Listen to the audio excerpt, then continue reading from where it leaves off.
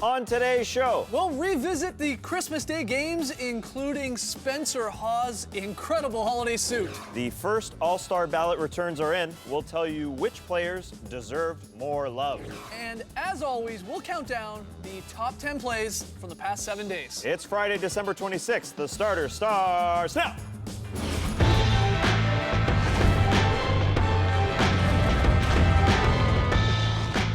Good evening, Sweet World, and welcome to the starters. Happy holidays, whether you're joining us live online or catching us on NBA TV. We're very, very happy to have you. I'm J.E. Skeets, and alongside me, as always, it's Tess Mellis. Thanks for joining us. To my right, the starters blog editor, Trey Kirby. Hey-o. Hey, yo.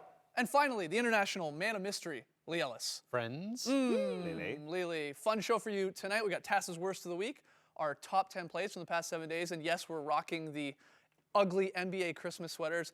I've been forced to wear a Knicks sweater because I'm the one idiot that had them making the playoffs this year. So that seems fair. But we're going to start with a look at the Christmas Day These are too nice schedules. to be ugly Look sweaters, how though. tight this thing is. Beautiful. This is a kid size, apparently, I'm told.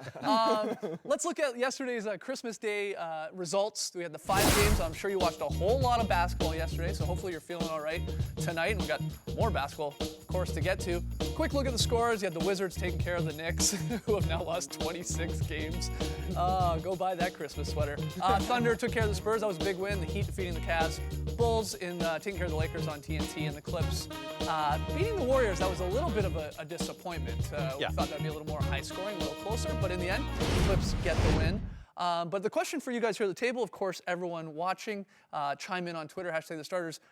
What was your big Christmas takeaway from those 5 games? Anything stand out to you? Well, the first thing I loved is that Russell Westbrook sort of had the stage to himself without Kevin Durant. He continued his MVP-type season with a huge performance against the San Antonio Spurs. There are still doubters out there who doubt how good Russell Westbrook is. And I liked on Christmas Day how he had that entire stage to himself. The numbers are absolutely ridiculous. 34, 11 assists, 5 boards, 5 steals, and a plus 27. And this man is still only 7th in All-Star voting for guards in the Western Conference. We'll get to the All-Star votes in the first ballot that came through. But people just don't appreciate how good he is and that the fact he is getting better at 26 years of age. Yeah, he seems like the biggest force of nature in the league right now because like he grabs a rebound and turns, and it's like there's no way that 5 guys can stop him. You need 10, 12, maybe everybody on your roster. He just gets to the rim, it seems like whenever he wants, takes any shot he wants. Not always the great shot, but still. But you have they to live go in with a that. lot Yeah. of times. You do live with Exactly that. right. But also on the defensive end, he hassles and hustles every single time as well. He's always there trying to get the steal, trying to get something going. Again, sometimes you maybe think he gambles a little bit too much, but I think that's what makes Russell Westbrook so good, is that you know that whenever he's on the court, he's going out there to try to make something happen. And yesterday, against the San Antonio Spurs, he just absolutely destroyed them when he was on the court. 20 of his 34 points coming in the paint. Yeah. You know, he was definitely attacking. By the way, I mean, we're showing you his player efficiency rating. He's leading the league right now ahead of Anthony Davis. He has a 33.3 player efficiency rating and the usage rate through the roof. He's assisting on over half of the Thunder's made baskets when he's out on the floor too. So yeah, he's looking to score and he's putting up some crazy scoring numbers, but he's also setting up everyone right now. And I'm with you, Tass. It's sort of not that I didn't want Kevin Durant to not play in the Christmas Day game, but you think at least maybe the casual fan watching is like, oh yeah, this Westbrook guy, he is pretty good at basketball, and his narrative is maybe turning a little bit from the just selfish sort of crazy guy that should be deferring to KD to a guy that can he's proven that he can just sort of carry a team. Yeah, when he's the main guy, you can see now that you're going to score. You're still going to be able to get shots, whether it's him getting shots up or finding guys, just because he creates so much of an attention. You have to focus on him that somebody's going to be open. Another Christmas Day takeaway, the Cleveland Cavaliers, they need some help. We showed you they already lost to the Miami Heat. That was a big win, of course, for the Heat. They're at home. They had been struggling.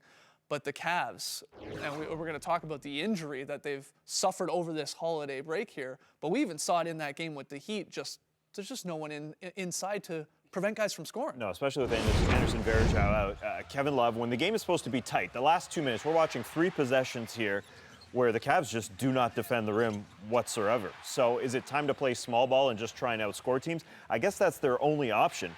But this might sort of expedite the process of looking for a big for them because they desperately need one to guard the rim. You could see Kevin Love just hasn't been able to guard anywhere near the level that Chris Bosh did with the Miami Heat. And you could see LeBron sort of shrug his shoulders. Like, we need a guy back there to defend the rim, and he knows it, that they're not going to win a title like that.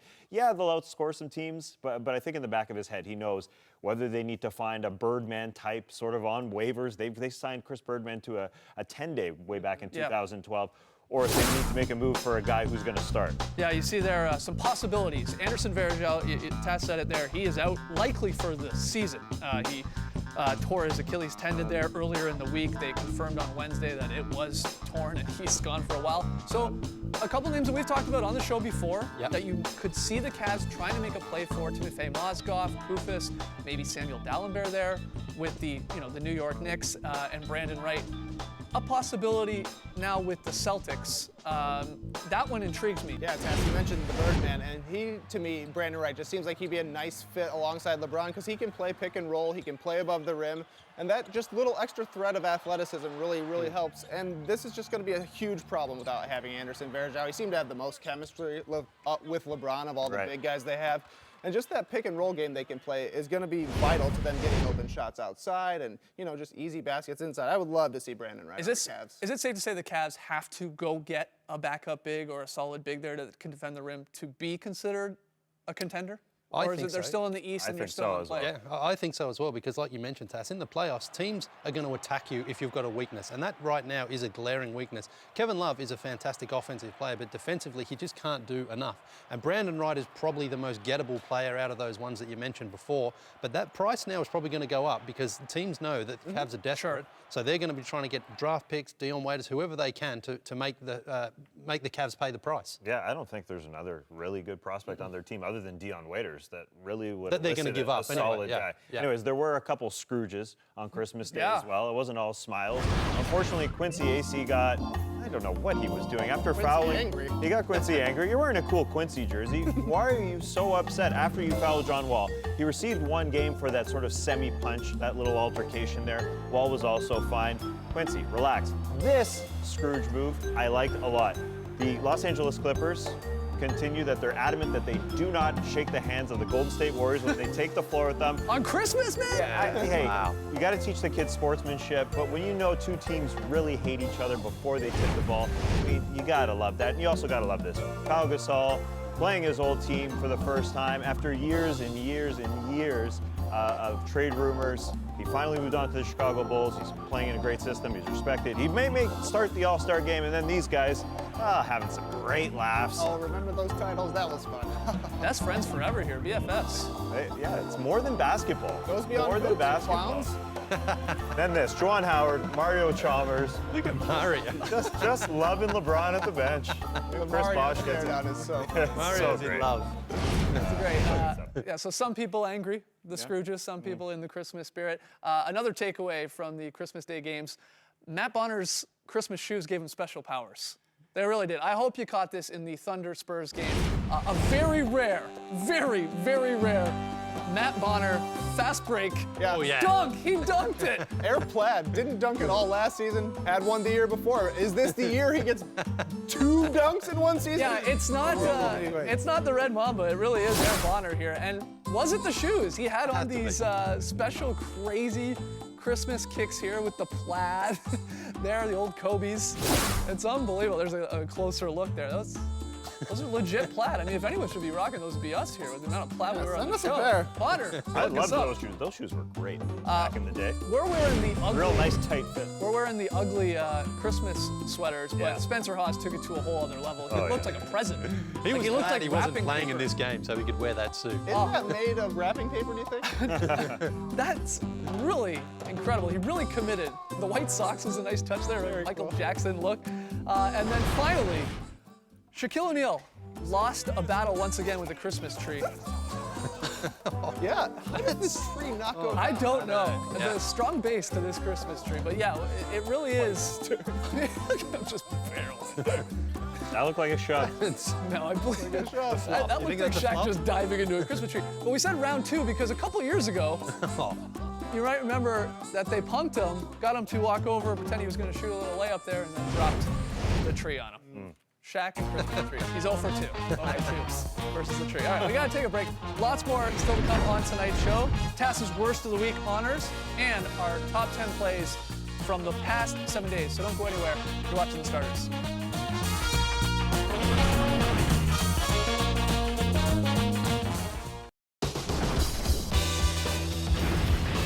Welcome back to The Starters. Now, this is the point of the week where we hand out the dishonor to someone in the NBA family that has done wrong in the eyes of the starters. It's time for the Worst of the Week. Ladies and gentlemen, the Worst of the Week. This week's Worst of the Week is Russell Westbrook. Oh, Russell. First, let me say that I am the #1 subscriber to the theory that you gotta let Russ be Russ. You take the bad with the good because the good is game-changing. He is that incredible. That being said, he cannot take himself out of games because of it. Wednesday, coming off a loss at home to the Pelicans, Thunder were up double digits late on the Blazers. Buck 35 left. Russ fouls Damian Lillard, sending him to the line. But Russ wants to give Portland just one more point. Complains, gets hit with a tech. After 3 free throws, it's a 7-point game. 10-point lead inside 2 minutes vanishes. We're headed to OT. Russ called that T the turning point post-game. 1:40 left in overtime. Thunder down 5. Russ fires an air ball on a 3-point attempt. He was furious. You knew he was going to do something. Russ sanity in full effect. Blazers get over the timeline.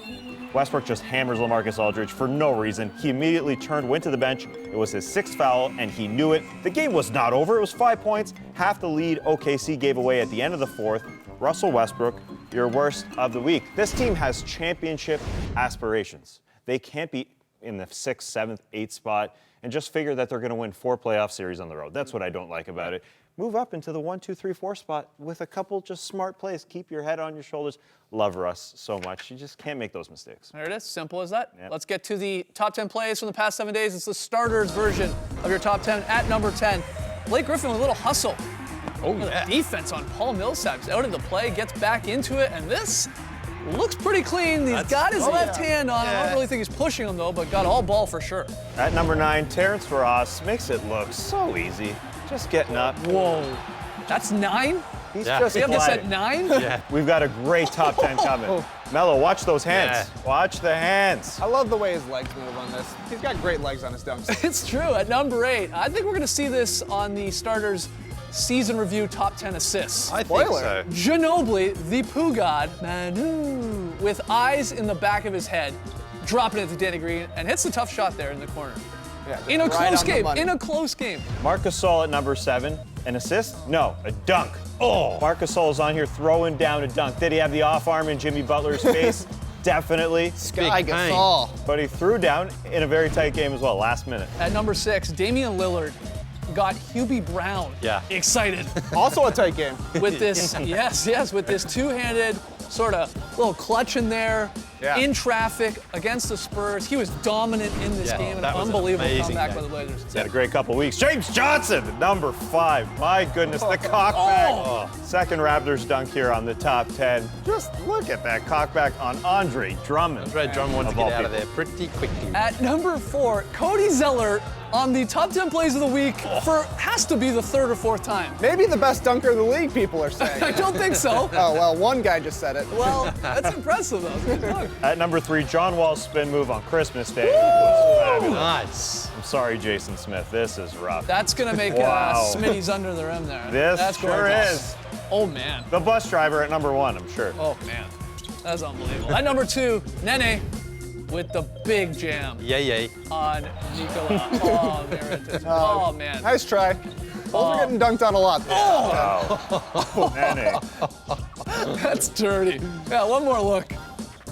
Oh, yeah. Nikola out of the frame. At number 1, Vince Carter is back. Oh, yeah. Dunking on 7'1" Frenchman Rudy Gobert. Don't go there, Rudy. Yeah, sure. I mean, it's no Frederick Weiss from the 2000 Olympics, but, But still. Rudy will still have to do still it. got it. He's That nearly is- 40 now. How did he not rev the motorcycle? He surprised himself. He must have. He must have. All right. Agree, disagree, let us know on Twitter. # the Starters. We got to take another break. Lots more still to come when we return. The first All-Star game ballots are in. Who maybe doesn't deserve to start and who are the biggest stubs? We'll debate that next. You're watching The Starters.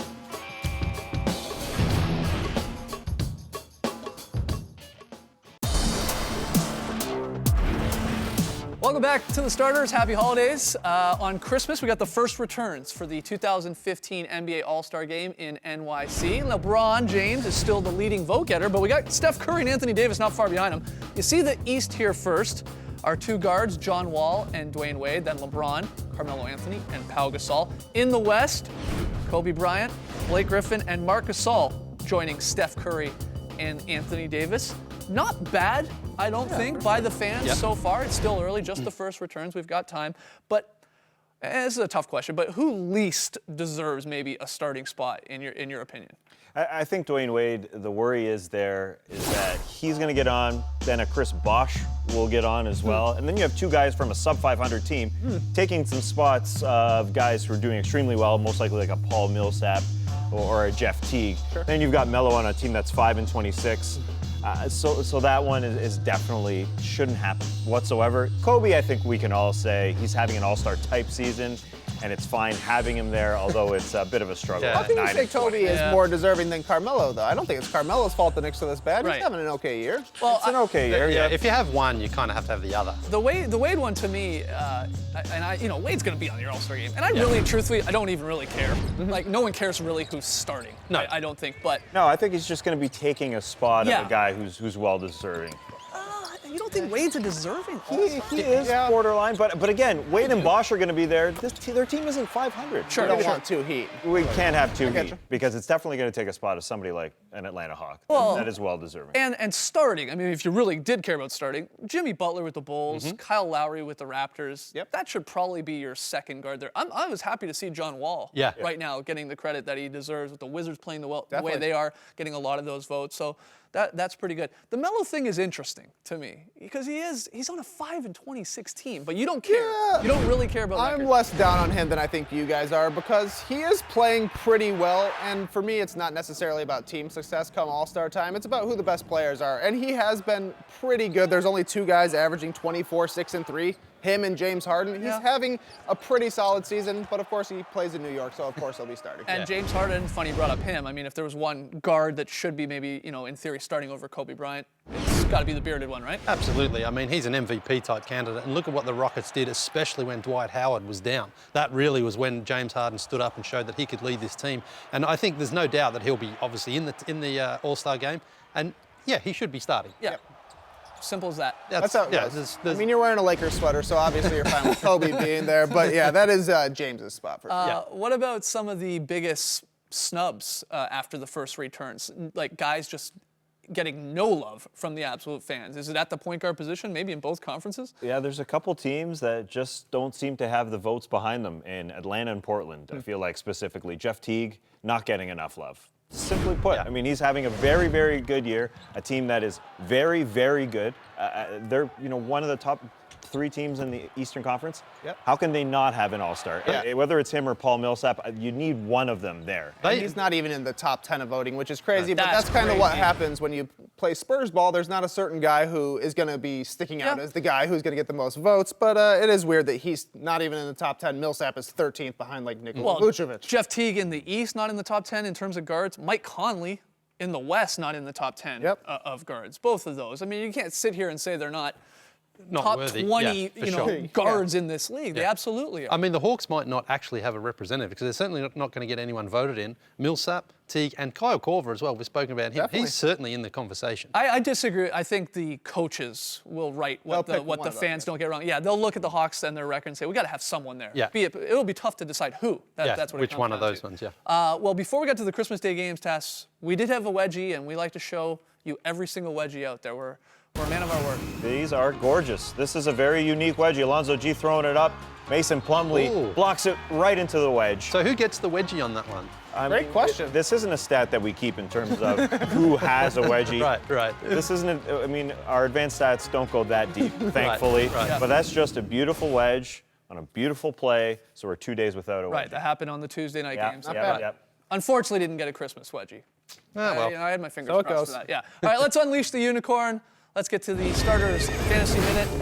It's a Christmas whoa boy, lovely. Christmas whoa boy. Looking at the fantasy lines from that Christmas day, our 3 nominees, John Wall, Luol Deng, and Russell Westbrook. We'll start with John Wall, who right now starting, as we showed you, in the Eastern Conference All-Star starters there. 24 points against the Knicks, 10 of 17, hit a 3, 11 assists, another 2011 game, like 2010, Yeah. excuse me, game for this guy. 6 boards and a steal.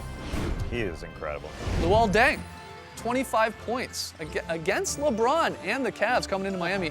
11 to 16 shooting. He also hit a 3, 8 rebounds, 8 assists, and only 2 turnovers. A really, really good game from Luol, and a big reason why they picked up the W. But the Christmas Woodley, the highest honor one can get, goes to Russell Westbrook. We talked about it against the Spurs. 34 points on 14 of 28 shooting, 11 assists, 5 rebounds, 5 steals, and 4 turnovers. Some crazy numbers 25 there. chest beats. Yeah, that's right. Yeah, unbelievable. So congrats to Russ on the Christmas Woodboy.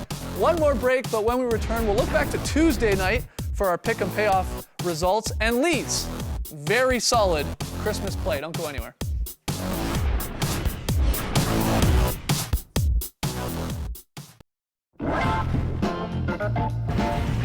Back with the starters, looking at Tuesday night's results in the pick and payoff contest between Tass and I. Went a perfect 5-0. Tass went 3-2. So I'm 2 games up in the month of December.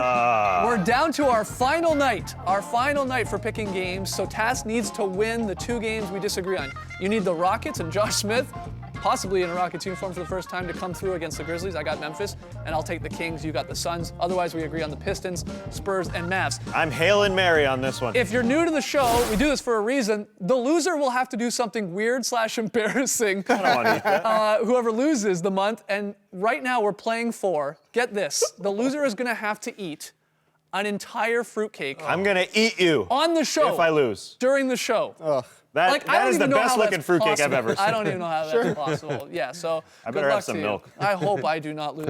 Man, I hope I win. I will never be able to get through that. Lee, let's get to the very solid play of the night, Christmas edition. Yes, seems fitting that we're going to close out the year with the San Antonio Spurs play, but it's not Matt Bonner's dunk, no, it's Timmy and Tony working the beautiful 1-2 in here. This is what I love about the Spurs. They just keep the ball moving and find the open guy for a very high percentage. Pretty solid. It's Tim Duncan with a dunk. I mean, Steven Adams, he had a fantastic game yesterday, but he gets a little bit lost here. Kind of has to cover up Oh, it for makes Russ you a dizzy. little bit. Look at Yeah, look at this ball fake. But too. look at that. Yeah. Beautiful feed, beautiful finish, and that's what I call a very solid Christmas Day play. All right. Great stuff, Lee. Way to end the season on a high note. We will be back on Monday, though, guys, with a special season review show. We're going to be looking at giving out awards, I guess, for best team, player, dunk. We'll count down our top 10 assists of the season as well. And we'll revisit a few of our favorite moments here on the starters from the first couple of months of the season. Again, that's on Monday, December 29th on NBA TV at 6 p.m. Eastern, and it will repeat all week long. So try and catch that. Thanks for joining us, folks. And remember, once-in-a-lifetime opportunities don't happen every day. Brace the new year, people.